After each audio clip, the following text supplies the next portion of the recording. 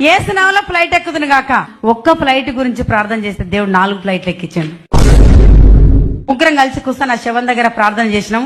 చెవులు ఇట్లా నోరు పెట్టి ఏసునామంలో లే ఎప్పుడైతే గట్టిగా అరిచినామో ఆమె కళ్ళు తెరవడం జరిగింది. మా ఇంట్లో ఒక ఆమె ఉంది. ఆమెకు ప్రార్థన చేస్తే ఆమె కడుపులోకి వెళ్ళి 680 రాళ్ళు బయటికి రావడం జరిగింది. ఒక్కొక్క రాయి ఇంత పెద్ద రాళ్ళు.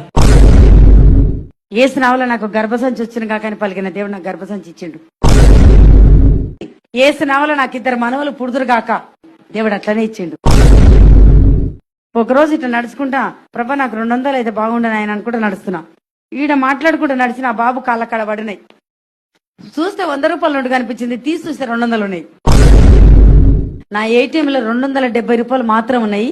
ప్రార్థన చేసి నాకు ఏటీఎం కార్డు పెడితే 1,64,444 రూపాయలు నా బ్యాంకులకు వచ్చినాయి.